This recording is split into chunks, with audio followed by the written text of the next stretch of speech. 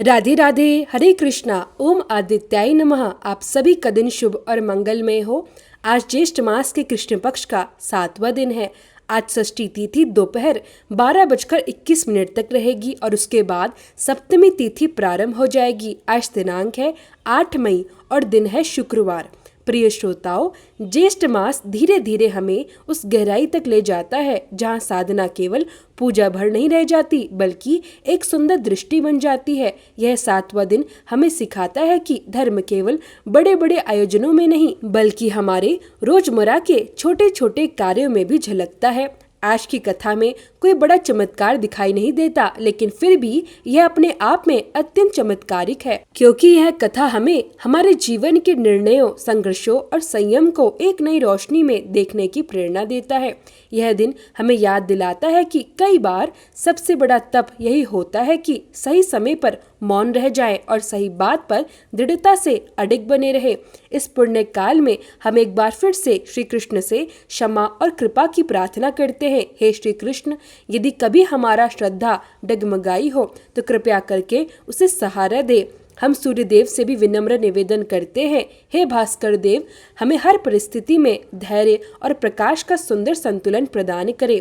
प्रिय श्रोताओं, आज का अध्याय प्रारंभ करने से पहले हम सभी मिलकर माँ गंगा से प्रार्थना करते हैं। हे माँ गंगे, आप त्रिलोकों को पवित्र करने वाली भगवती विष्णुपदी और भगवान शिव की जटाओं में विराजमान कल्याणी है। आपके एक बूंद से ही पापों का नाश हो जाता है और आपके दर्शन मात्र से जन्म जन्मांतर के दोष मिट जाते हैं। हे माँ गंगे, हमारे जीवन में जो भी दुख, पाप, कष्ट, रोग, दरिद्रता और कलेश है, कृपया करके अपने निर्मल धारा से उन्हें बहा दे। हमारे हृदय को शुद्ध करें, हमारे विचारों को पावन बनाए और हमें मोक्ष की राह दिखाएं। हे गंगे माँ, आपकी शरण में आकर हम सभी आपसे करुणा की याचना करते हैं। हे पाप हरिणी, कृपया करके हमें अपने चरणों में स्थान दे और हमारे जीवन को पुण्यमय बना दे। सभी मिलकर प्रेम से बोलिए, गंगे मैया की जय। अब सुनिए शुक्रवार के दिन सुनी जाने वाली वैभव लक्ष्मी व्रत कथा। एक बार एक बहुत बड़ा शहर था। इस शहर में लाखों लोग रहते थे। पहले के जमाने के लोग मिलजुल कर साथ साथ रहते थे और एक दूसरे के काम भी आते थे, लेकिन नए जमाने के लोगों का स्वरूप कुछ अलग ही हो गया है। सब अपने अपने कामों में इतने व्यस्त रहते हैं कि किसी को किसी की कोई परवाह ही नहीं होती। यहाँ तक कि घर के सदस्यों को भी एक दूसरे की चिंता नहीं रहती। भजन, कीर्तन, भक्ति भाव, दया, माया और परोपकार जैसे अच्छे संस्कार धीरे धीरे कम होते जा रहे थे। शहर में बुराइयां बढ़ती जा रही थी। शराब, जुआ, रेस, व्यभिचार, चोरी, डकैती जैसे कई अपराध वहाँ होते रहते थे। कहावत है कि हजारों निराशाओं के बीच भी एक अमर आशा छिपी होती है। इसी तरह इतनी सारी बुराइयों के बीच भी उस शहर में कुछ अच्छे लोग भी रहते थे। ऐसे ही अच्छे लोगों में शीला और उनके पति की गृहस्थी को आदर्श माना जाता था। शीला एक धार्मिक स्वभाव की और बहुत ही संतोषी महिला थी। उनका पति भी समझदार, शांत और सुशील स्वभाव का था। दोनों पति पत्नी ईमानदारी से जीवन जीते थे। वे कभी किसी की बुराई नहीं करते थे और प्रभु भजन में ही अपना समय खुशी खुशी बिताते थे। उनकी गृहस्थी एक आदर्श गृहस्थी थी और शहर के लोग उनकी बहुत सराहना किया करते थे। इस तरह शीला का परिवार हंसी खुशी जीवन बिता रहा था। लेकिन कहा जाता है कि कर्म की गति अटल होती है। विधाता के लिखे लेख को कोई भी नहीं समझ सकता। इंसान का भाग्य पल भर में राजा को रंक और रंक को राजा बना देता है। शीला के पति के पिछले जन्म के कुछ कर्म भोगने बाकी थे। इसी कारण वह बुरे लोगों की संगत में पड़ गया। वह जल्दी से जल्दी करोड़पति बनने के सपने देखने लगा। इसी लालच में वह गलत रास्ते पर चल पड़ा, लेकिन करोड़पति बनने के बजाय वह रोडपति बन गया। यानी उसकी हालत एक भटकते हुए भिखारी जैसी हो गई। शहर में फैली बुराइयों जैसे शराब, जुआ, चरस और गांजा में वह भी फंस गया। दोस्तों के साथ उसे शराब की लत लग गई। जल्दी पैसा कमाने के लालच में वह रेस और जुए में भी शामिल हो गया। इस तरह उसने अपनी सारी बचाई हुई धनराशि और पत्नी के गहने तक जुए में गंवा दिए। समय के साथ घर में गरीबी और भुखमरी छा गई। अब हालात ऐसे हो गए कि 2 वक्त के भोजन के भी लाले पड़ने लगे और शीला को पति की गालियां भी सुनने पड़ने लगी। शीला एक बहुत ही सुशील और संस्कारी स्त्री थी। पति के इस व्यवहार से उसे बहुत दुख हुआ, लेकिन उसने भगवान पर भरोसा रखते हुए बड़े धैर्य के साथ हर दुख को सहन करना शुरू कर दिया। कहा जाता है कि सुख के पीछे दुख और दुख के पीछे सुख अवश्य होता है। इसी विश्वास और श्रद्धा के साथ शीला प्रभु भक्ति में लीन रहने लगी। वह हर परिस्थिति में भगवान का ध्यान करते हुए अपना समय बिताने लगी। एक दिन अचानक दोपहर के समय उनके दरवाजे पर किसी ने दस्तक दी। शीला सोच में पड़ गई कि मेरे जैसे गरीब के घर इस समय कौन आया होगा। फिर उसने सोचा कि अतिथि का आदर करना हमारा धर्म है। इसी संस्कार के साथ उसने दरवाजा खोला। दरवाजा खोलते ही उसने देखा कि बाहर एक माजी खड़ी थी। वह उम्र में काफी बड़ी लग रही थी, लेकिन उनके चेहरे पर एक अद्भुत तेज था। उनकी आंखों से जैसे अमृत बरस रहा हो और उनका चेहरा करुणा और प्रेम से भरा हुआ था। उन्हें देखते ही शीला के मन में एक अजीब सी शांति छा गई। हालांकि शीला उन्हें पहचानती नहीं थी, फिर भी उनके प्रति उसके मन में अपनापन और आनंद महसूस हुआ। शीला ने आदरपूर्वक उन्हें घर के अंदर बुलाया। घर में बैठने के लिए कुछ भी नहीं था, इसलिए उसने झिझकते हुए एक फटी हुई चादर बिछाकर उन्हें बैठाया। तब माजी ने मुस्कुराकर कहा, क्यों शीला, मुझे पहचाना नहीं? शीला ने संकोच के साथ कहा, माजी, आपको देखते ही मुझे बहुत खुशी और शांति मिल रही है। ऐसा लगता है जैसे मैं आपको बहुत समय से खोज रही थी, लेकिन मैं आपको पहचान नहीं पा रही हूँ। माजी हंसते हुए बोली, क्यों बेटी, भूल गई? हर शुक्रवार को लक्ष्मी जी के मंदिर में भजन कीर्तन होता है और मैं भी वहाँ आती हूँ।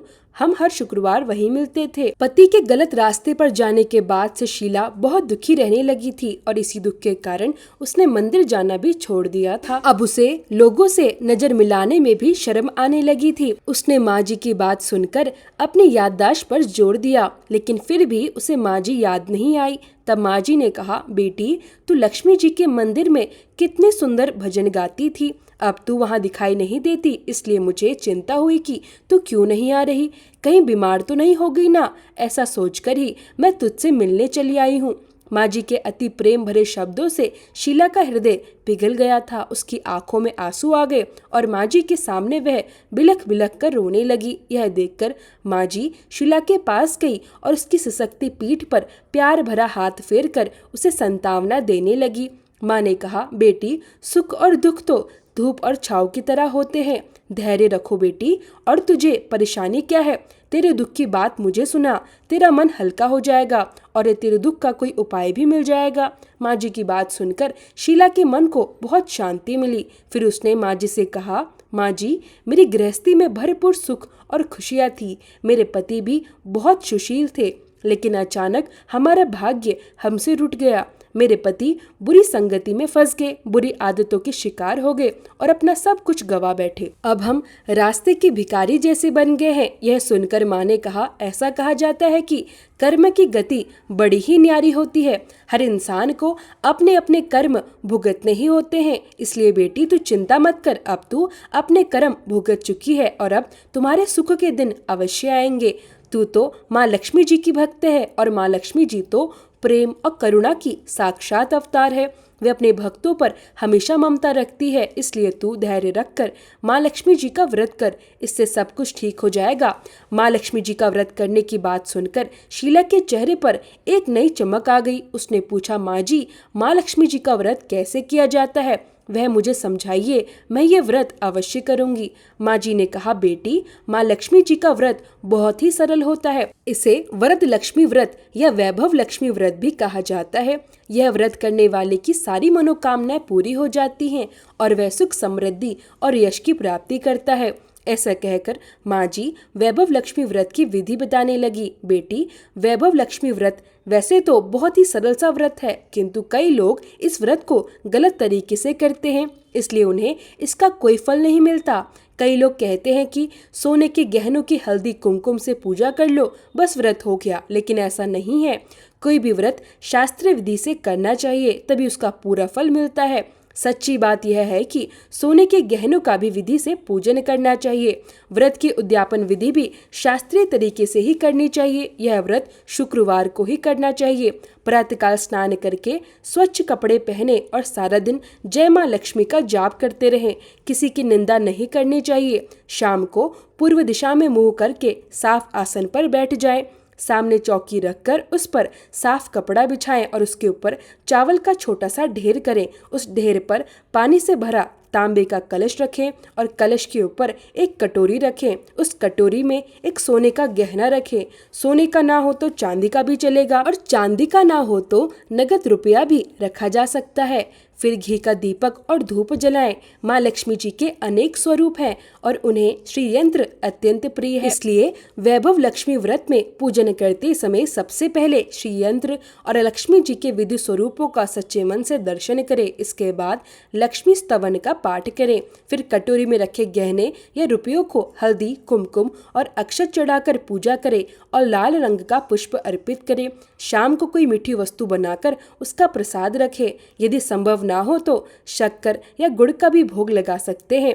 फिर आरती करें और 11 बार सच्चे हृदय से जय मां लक्ष्मी बोले। इसके बाद 11 या 21 शुक्रवार तक यह व्रत करने का दृढ़ संकल्प ले और अपनी मनोकामना मां लक्ष्मी जी से कहें। फिर मां का प्रसाद सब में बांट दे और थोड़ा प्रसाद अपने लिए भी रख ले। अगर शक्ति हो तो पूरे दिन उपवास रखें और केवल प्रसाद ग्रहण करें। यदि ऐसा संभव ना हो तो एक बार शाम को प्रसाद के साथ भोजन कर सकते हैं। इसके बाद कटोरी में रखा गहना या रुपया ले लें। कलश का पानी तुलसी में अर्पित करें और चावल पक्षियों को डाल दें। इसी प्रकार शास्त्र विधि से व्रत करने पर उसका फल अवश्य मिलता है। इस व्रत के प्रभाव से हर प्रकार की विपत्ति दूर हो जाती है और व्यक्ति धनवान बनता है। संतान ना हो तो संतान की प्राप्ति होती है। सौभाग्यवती स्त्री का सौभाग्य अखंड बना रहता है और कुंवारी कन्याओं को मनचाहा वर प्राप्त होता है। माँ जी के मुख से यह सब सुनकर शीला बहुत प्रसन्न हो गई। फिर उसने पूछा, माँ, आपने वैभव लक्ष्मी व्रत की जो शास्त्र विधि बताई है वैसे तो मैं अवश्य करूंगी, किंतु उसकी उद्यापन विधि किस प्रकार करनी चाहिए यह भी कृपया करके मुझे बताइए। माँ जी ने समझाते हुए कहा कि 11 या 21 जो भी मन्नत आपने मांगी हो उतने शुक्रवार तक यह वैभव लक्ष्मी व्रत पूरी श्रद्धा और सच्चे भाव से करना चाहिए। व्रत के आखिरी शुक्रवार को खीर का नैवेद्य अवश्य रखें। हर शुक्रवार की पूजन विधि ठीक वैसे ही करें जैसे आपने पहले व्रत में की थी। पूजन विधि के बाद श्रीफल तोड़े और कम से कम 7 कुंवारी या सौभाग्यशाली स्त्रियों को कुमकुम का तिलक करके वैभव लक्ष्मी व्रत की एक एक पुस्तक श्रद्धा से उपहार में दे। सभी को प्रेम से खीर का प्रसाद वितरित करें। फिर धन लक्ष्मी स्वरूप वैभव लक्ष्मी स्वरूप माँ लक्ष्मी जी की छवि को प्रणाम करें। माँ लक्ष्मी जी का यह स्वरूप विशेष रूप से वैभव देने वाला माना जाता है। प्रणाम करके मन ही मन भावुकता और श्रद्धा से माँ से प्रार्थना करें, हे माँ धन लक्ष्मी, हे माँ वैभव लक्ष्मी, मैंने सच्चे हृदय से आपका व्रत पूर्ण किया है। हे माँ, हमारी मनोकामनाएं पूर्ण कीजिए, हम सबका कल्याण कीजिए। जिसे संतान ना हो उसे संतान का सुख देना, सौभाग्यशाली स्त्री का सौभाग्य सदा अखंड बनाए रखना, कुंवारी कन्याओं को मन भावन और योग्य पति प्रदान करना। हे माँ, आपका यह चमत्कारी वैभव लक्ष्मी व्रत जो भी करे उसकी सभी विपत्तियां दूर करना और सभी को सुखी बनाना। हे माँ, आपकी महिमा अपरंपार है। माँ जी से वैभव लक्ष्मी व्रत की शास्त्र विधि सुनकर शीला भाव विभोर हो उठी। उसे ऐसा अनुभव हुआ मानो उसे जीवन में सुख पाने का सही मार्ग मिल गया हो। उसने आंखें बंद करके उसी क्षण मन ही मन संकल्प लिया, हे माँ वैभव लक्ष्मी, मैं भी माँ जी के बताए अनुसार पूरी श्रद्धा और विधि से 21 शुक्रवार तक यह व्रत करूंगी और अंत में विधि पूर्वक उद्यापन भी करूंगी। जैसे शीला ने संकल्प लेकर आंखें खोली उसने देखा कि वहाँ कोई भी नहीं था। वह आश्चर्यचकित रह गई। माँ जी कहाँ चली गई? दरअसल वह माँ जी कोई साधारण स्त्री नहीं थी बल्कि साक्षात लक्ष्मी जी ही थी। शीला उनकी सच्ची भक्त थी, इसलिए अपने भक्त को सही मार्ग दिखाने के लिए माँ लक्ष्मी ने स्वयं उसका मार्गदर्शन किया था। अगले दिन शुक्रवार था। प्रातःकाल शीला ने स्नान किया, स्वच्छ वस्त्र धारण किए और पूरे दिन मन ही मन श्रद्धा और भक्ति से जय माँ लक्ष्मी का स्मरण करती रही। उस दिन उसने किसी की निंदा नहीं की और पूरे दिन अपना मन पवित्र रखा। शाम होने पर उसने हाथ पांव और मुंह धोकर पूर्व दिशा की ओर मुख करके आसन ग्रहण किया। पहले उसके घर में बहुत सारे सोने के गहने थे, लेकिन उसके पति ने गलत रास्ते पर चलकर सब गिरवी रख दिए थे। अब केवल उसके पास नाक की कील बची हुई थी। शीला ने उस नाक की कील को निकालकर अच्छे से धोया और एक कटोरी में रख दिया। फिर सामने चौकी पर एक स्वच्छ रुमाल बिछाकर उस पर मुट्ठी भर चावल का ढेर बनाया। उसके ऊपर तांबे का कलश जल से भरकर स्थापित किया और कलश के ऊपर कील वाली कटोरी रखी। इसके बाद उसने विधि पूर्वक वंदना, स्तुति और पूजन किया। घर में जो थोड़ी सी शक्कर थी उसी को प्रसाद के रूप में अर्पित करके उसने वैभव लक्ष्मी का व्रत किया। उसने वह प्रसाद सबसे पहले अपने पति को खिलाया। जैसे ही उसके पति ने प्रसाद ग्रहण किया, उसके स्वभाव में परिवर्तन आने लगा। उस दिन उसने ना तो शीला को मारा और ना ही उसे सताया। यह देखकर शीला को बहुत प्रसन्नता हुई और उसके मन में वैभव लक्ष्मी के प्रति और अधिक श्रद्धा जाग गई। शीला ने पूरे 21 शुक्रवार तक पूर्ण श्रद्धा और भक्ति के साथ यह व्रत किया। 21वें शुक्रवार को उसने विधि पूर्वक उद्यापन किया और 7 स्त्रियों को वैभव लक्ष्मी व्रत की 7 पुस्तकें उपहार में दी। फिर माँ लक्ष्मी के धन लक्ष्मी स्वरूप की छवि को प्रणाम करके वह भावुक होकर प्रार्थना करने लगी। हे माँ धन लक्ष्मी, मैंने आपकी मन्नत मानकर यह व्रत पूर्ण किया है। मेरी सभी विपत्तियां दूर करे और हम सबका कल्याण करे। जिसे संतान ना हो उसे संतान दे। सौभाग्यवती स्त्रियों का सौभाग्य सदा अखंड रहे। कुंवारी कन्याओं को योग्य पति प्रदान करे। जो भी आपका यह चमत्कारी वैभव लक्ष्मी व्रत करे उसकी सभी बाधाएं दूर करे और सबको सुखी बनाए। हे माँ, आपकी महिमा अपार है। ऐसा कहकर उसने माँ लक्ष्मी के धन लक्ष्मी स्वरूप को प्रणाम किया। इस प्रकार शास्त्र विधि से श्रद्धा और भक्ति के साथ व्रत करने पर शीला को तुरंत फल प्राप्त हुआ। उसका पति अब सही मार्ग पर चलने लगा, एक अच्छा इंसान बन गया और कड़ी मेहनत से अपना व्यवसाय करने लगा। धीरे धीरे समय बदला और उसने शीला की सभी गिरवी रखे हुए गहने भी छुड़ा लिए। घर में फिर से धन की वृद्धि होने लगी और पहले जैसी सुख शांति लौट आई। वैभव लक्ष्मी व्रत का प्रभाव देखकर मोहल्ले की अन्य स्त्रियां भी श्रद्धा और विधि से यह व्रत करने लगी। हे माँ धन लक्ष्मी, जैसे आप शीला पर प्रसन्न हुई, वैसे ही आपके व्रत को करने वाले सभी भक्तों पर अपनी कृपा बनाए रखे। सभी को सुख शांति और समृद्धि प्रदान करे। जय माँ धन लक्ष्मी, जय माँ वैभव लक्ष्मी। अब सुनिए ज्येष्ठ मास महात्म्य की आज की कथा। दिंडी ने श्री ब्रह्मा जी से पूछा, हे ब्राह्मण, आपने आदित्य क्रिया योग का वर्णन किया। अब कृपया करके यह बताइए कि भगवान सूर्य उपवास से कैसे प्रसन्न होते हैं। उपवास करने वालों के लिए क्या नियम है, क्या त्याग करना चाहिए और आराधना में क्या क्या करना चाहिए। कृपया इन सब का विस्तार से वर्णन कीजिए। दिंडी की बात सुनकर श्री ब्रह्मा जी बोले, हे दिंडन, भगवान सूर्य तो केवल पुष्प आदि से पूजन करने मात्र से ही प्रसन्न हो जाते हैं और अपने भक्तों को उत्तम फल प्रदान करते हैं। पापों से रहित होकर सद्गुणों का आश्रय ग्रहण करना और सभी भोगों का त्याग करना ही उपवास कहलाता है। अतः ऐसे पवित्र उपवास से मनवांछित फल क्यों नहीं प्राप्त होगा। 1 रात 2 दिन 3 रात या नक्त व्रत करने वाला साधक यदि निष्काम भाव से उपवास करे और मन वचन तथा कर्म से सूर्य नारायण की आराधना में तत्पर रहे तो वह ब्रह्मा लोक को भी प्राप्त कर सकता है। यदि कोई साधक किसी विशेष कामना से एकाग्र होकर भगवान सूर्य की उपासना करता है तो प्रसन्न होकर भगवान उसकी सभी मनोकामनाओं को अवश्य पूर्ण करते हैं। अंधकार का नाश करने वाले जगत आत्मा सूर्य नारायण की तन्मयता पूर्वक आराधना के बिना किसी भी प्रकार की सद्गति प्राप्त नहीं होती। इसलिए पुष्प, धूप, चंदन, नैगव आदि से भक्ति पूर्वक सूर्य की पूजा करनी चाहिए और उनकी प्रसन्नता के लिए उपवास अवश्य रखना चाहिए। यदि उत्तम पुष्प उपलब्ध ना हो तो वृक्षों के कोमल पत्तों या दुर्वाकुर से भी पूजन किया जा सकता है। पुष्प, पत्र, फल, जल जो भी यथाशक्ति उपलब्ध हो उसे भक्ति और श्रद्धा के साथ भगवान सूर्य को अर्पित करना चाहिए। इससे भगवान सूर्य अत्यंत प्रसन्न होते हैं। सूर्य नारायण के मंदिर में प्रतिदिन झाड़ू लगाने से धूल में जितने कण होते हैं उतने समय तक वह व्यक्ति सूर्य के समान तेजस्वी होकर स्वर्ग में निवास करता है। मंदिर के छोटे से भाग की भी सफाई करने पर उस दिन के सभी पापों से मनुष्य मुक्त हो जाता है। जो व्यक्ति गोमय, मिट्टी या अन्य धातु के चूर्ण से मंदिर का उपलेपन करता है वह दिव्य विमान में बैठकर सूर्यलोक को प्राप्त करता है। मंदिर में जल का छिड़काव करने वाला वरुण लोक में निवास करता है।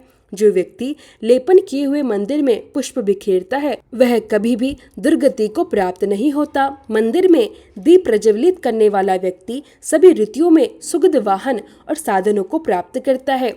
ध्वजा चढ़ाने वाले के ज्ञात और अज्ञात सभी पाप पताका के वायु से हिलते ही नष्ट हो जाते हैं। जो व्यक्ति गीत, वाद्य और नृत्य के माध्यम से मंदिर में उत्सव मनाता है वह उत्तम विमान में बैठता है और गंधर्व तथा अप्सराएं उसके आगे गान और नृत्य करती है।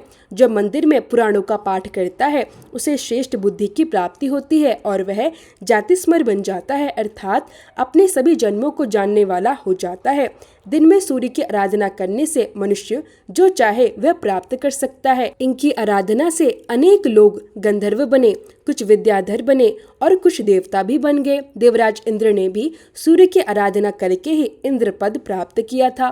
ब्रह्मचारी, गृहस्थ, वानप्रस्थ और स्त्रियां सभी के लिए सूर्य उपास्य देव है। जितेंद्र सन्यासी भी इनके अनुग्रह से ही मुक्ति को प्राप्त होते हैं क्योंकि यही मोक्ष के द्वार है। इस प्रकार सभी वर्णों और आश्रमों के लिए परम आश्रय और अंतिम गति भगवान सूर्य ही है। हे दंडन, अब मैं काम्यवास और फल सप्तमी व्रत का वर्णन करता हूँ। फल सप्तमी का व्रत करने से सभी प्रकार के पाप नष्ट हो जाते हैं और सूर्य लोक की प्राप्ति होती है।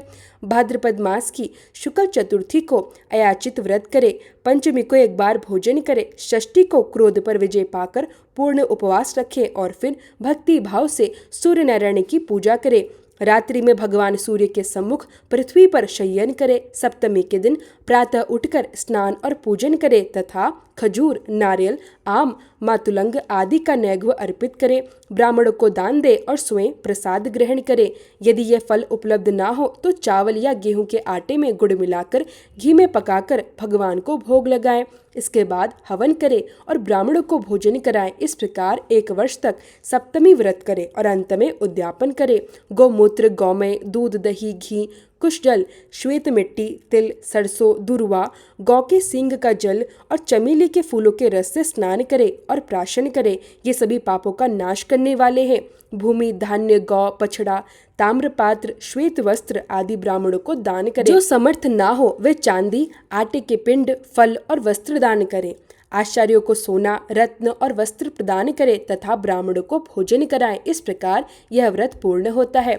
यह फल सप्तमी का विधान अत्यंत पुण्यदायक है और सभी पापों का नाश करने वाला है। इस दिन उपवास करने वाला मनुष्य सूर्य लोक को प्राप्त करता है जहाँ देव, गंधर्व और अप्सराएं उसका सम्मान करती हैं। इस व्रत को करने से मनुष्य पाप, दरिद्रता और सभी प्रकार के दुखों से मुक्त हो जाता है। इस व्रत के प्रभाव से ब्राह्मण को मुक्ति, क्षत्रिय को इंद्रलोक, वैश्य को कुबेर लोक और शूद्र को द्विज तत्व की प्राप्ति होती है। पुत्रहीनों को पुत्र की प्राप्ति होती है। दुर्भाग्यशाली स्त्री सौभाग्यवती बनती है और विधवा अगले जन्म में वैद्य से मुक्त हो जाती है। इस फल सप्तमी को सभी इच्छाओं को पूर्ण करने वाली चिंतामणि के समान समझना चाहिए। इसकी कथा सुनने या व्रत करने वाले की सभी मनोकामनाएं पूर्ण हो जाती हैं। अब जानिए रहस्य सप्तमी व्रत के दिन त्याज्य पदार्थों का निषेध तथा व्रत के विधान और उसके फल के बारे में। श्री ब्रह्मा जी कहने लगे, हे दिंडी, अब मैं तुम्हें रहस्य सप्तमी व्रत का विधान विस्तार से बताता हूँ। इस व्रत को करने से मनुष्य के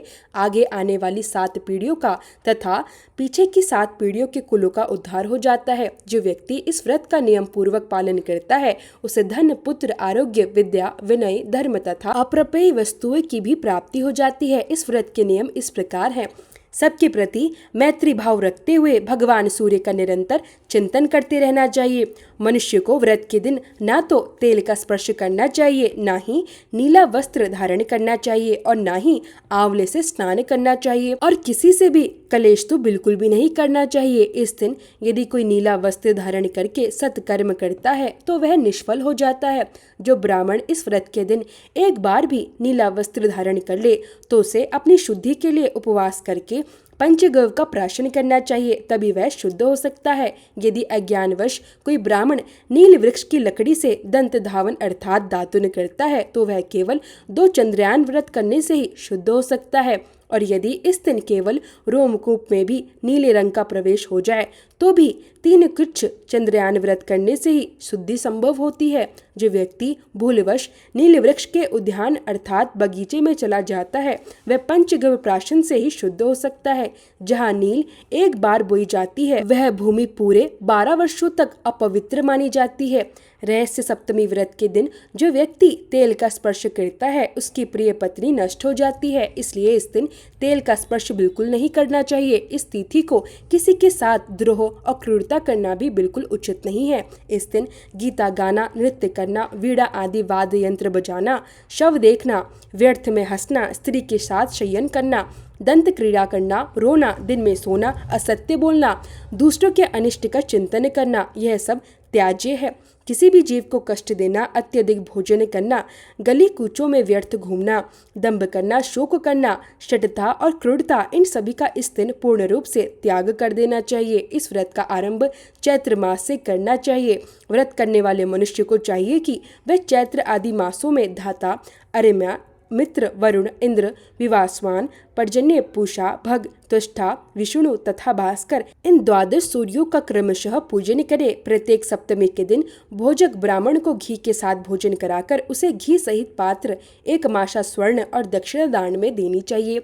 यदि भोजन की व्यवस्था ना हो सके तो श्रेष्ठ ब्राह्मणों को ही भोजक के समान भोजन कराकर वही वस्तुएं दान में देनी चाहिए। हे दिंडी, इस प्रकार मैंने सप्तमी के इस महात्म्य का वर्णन किया है जिसके केवल श्रवण मात्र से ही सभी प्रकार के पाप नष्ट हो जाते हैं और सूर्य लोक की प्राप्ति होती है। सुमंतु बोले, हे राजन, इतना कहकर ब्रह्मा जी अंतर्ध्यान हो गए और दंडी ने भी उनके बताए हुए इस व्रत के अनुसार सूर्य नारायण का पूजन करके अपने मनोवांछित फल को प्राप्त किया और भगवान सूर्य के अनुचर बन गए। हरे कृष्णा। आज के अध्याय में बस इतना ही। अब सुनिए श्री सूर्य चालीसा पाठ। श्री रवि हरत हो घोर तम, अगणित किरण पसारी, वंदन करूं तब चरणन में, अर्घ देऊं जलधारी। सकल सृष्टि के स्वामी हो, सचराचर के नाथ, निस्दिन होत तुमसे ही, होवत संध्या प्रभात। जय भगवान सूर्य तमहारी, जय खगेश दिनकर शुभकारी। तुम हो सृष्टि के नेत्र स्वरूपा, त्रिगुणधारी त्रिवेद स्वरूपा। तुम ही कर्ता पालक संहारक, भुवन चतुर्दश के संचालक। सुंदर बदन चतुर्भुजधारी, रशीम रथी तुम गगन विहारी। चक्र शंख अर श्वेत कमलधर, वर मुद्रा सोहत चोटेकर। शीश मुकुट कुंडल गलमाला, चारु तिलक तब भाल विशाला। सप्त अश्वरथ अतिग्रत गामी, अरुण साती गति अविरामी। रक्त वरुण आभूषण धारक, अति प्रिय तोहे लाल पदारथ। सर्वात्मा कहे तुम ऋग्वेदा, मित्र कहे तुमको सब वेदा। पंचदेवों में पूजे जाते, मन वांछित फल साधक पाते। 12 नाम जाप उद्धारक, रोग शोक अरु कष्ट निवारक। माँ कुंती तब ध्यान लगायो, दानवीर सुत कर्ण सो पायो। राजा युधिष्ठिर तब जस गायो, अक्षय पात्र वो वन में पायो। शस्त्र त्याग अर्जुन अकुरायो, बन आदित्य हृदय से पायो। विद्यांचल तब मार्ग में आयो, हाहाकार तिमिर से छायो। मुनि अगिस्त गिरि गर्व मिटायो, निज तब बल से विधि नवायो। मुनि अगिस्त तब महिमा गाई, सुमिर भय विजयी रघुराई। तोहे विरोक मधुर फल जाना, मुख में लीनी तोहे हनुमाना। तब नंदन शनिदेव कहावे, पवन के सुत शनि तीर मिटावे। यज्ञ व्रत स्तुति तुम्हारी कीनी, भेंट शुक्ल यजुर्वेद की दीनी। सूर्यमुखी खरितर तब रूपा, कृष्ण सुदर्शन भानु स्वरूपा। नम्न तोहे ओमकार स्वरूपा, नम्न आत्मा अरु काल स्वरूपा। दिंग दिग्गत तब तेज प्रकाशे, उज्ज्वल रूप तुम्ही आकाशे। 10 दिग्बाल करत तब सुमिरन, अंजलि नित्य करत है अर्पण। त्रिविध ताप हरता तुम भगवन, ज्ञान ज्योति करता तुम भगवन। सफल बनावे तब आराधना, गायत्री जप सरल है साधन। संध्या त्रिकाल करत जो कोई, पावे कृपा सदा तब वो ही। चित शांति सूर्याष्टक देव, व्याधि अपादि सब हर लेवे। अष्टदल कमल यंत्र शुभकारी, पूजा उपासन तब सुखकारी। माघ मास शुद्ध सप्तमी पावन, आरंभ हो तब शुभ व्रत पालन। भानु सप्तमी मंगलकारी, भक्ति दायनी तोषणहारी। रविवासर जो तुमको ध्यावे, पुत्रादिक दुख वैभव पावे। पाप रूपी पर्वत के विनाशी, वृज रूप तुम हो अविनाशी। राहु आन तब ग्रास बनावे, ग्रहण सूर्यता को लग जावे। धर्म दान तप करते हैं साधक, मिटत राहु तब पीड़ा बाधक। सूर्य देव तब कृपा कीजे, दीर्घ आयु बल बुद्धि दीजे। सूर्य उपासना कर नित्य ध्यावे, कुष्ठ रोग से मुक्ति पावे। दक्षिण दिशा तोरी गति जावे, दक्षिणायन वो ही कहलावे। उत्तर मार्गी तोरु रथ होवे, उत्तरायण तब वो कहलावे। मन अरु वचन कर्म हो पावन, संयम करता भलित आराधना। भरत दास चिंतन करत, घर दिन कर तब ध्यान। रखियो कृपा इस भक्त पे, तुम्हारी सूर्य भगवान। ओम जय सूर्य भगवान, जय हो दिन कर भगवान। जगत के नेत्र स्वरूपा, तुम हो त्रिगण स्वरूपा। धरत सब ही तव ध्यान। ओम जय सूर्य भगवान। सारथी अरुण है प्रभु, तुम श्वेत कमल धारी। तुम चार भुजाधारी, अश्व हैं सात तुम्हारे। कोटि किरण पसारे, तुम हो देव महान। ओम जय सूर्य भगवान। उषा काल में जब तुम उद्यान चले आते, सब तब दर्शन पाते। फैलाते उजियारा, जागता तब जग सारा। करे सब तब गुणगान। ओम जय सूर्य भगवान। संध्या में भुवनेश्वर आस्थान चले जाते, गोधन तब घर आते। गोधुली बेला में हर घर हर आंगन में, हो तब महिमा गान। ओम जय सूर्य भगवान। देव दनुज नर नारी, ऋषि मुनिवर भजते। आदित्य हृदय जपते, स्तोत्रिय मंगलकारी। इसकी है रचना न्यारी, देव नव जीवन दान। ओम जय सूर्य भगवान। तुम हो त्रिकाल रचेता, तुम जग के आधार। महिमा तब परम्पार, प्राणों का सींचन करके। भक्तों को अपने देते, बल बुद्धि और ज्ञान। ओम जय सूर्य भगवान। भूचर जलचर खेचर, सबके हो प्राण तुम्ही। सब जीवों के प्राण तुम्ही। वेद पुराण बखाने, धर्म सभी तुम्हें माने। तुम ही सर्वशक्तिमान। ओम जय सूर्य भगवान। पूजन करती दिशाएं, पूजे दश दिक्पाल। तुम भुवनों के प्रतिपाल, ऋतुएं तुम्हारी दासी। तुम शाश्वत अविनाशी, शुभकारी अंशुमान। ओम जय सूर्य भगवान। ओम जय सूर्य भगवान। जय हो दिनकर भगवान। जगत के नेत्र स्वरूपा, तुम हो त्रिगुण स्वरूपा। धरत सब ही तव ध्यान। ओम जय सूर्य भगवान।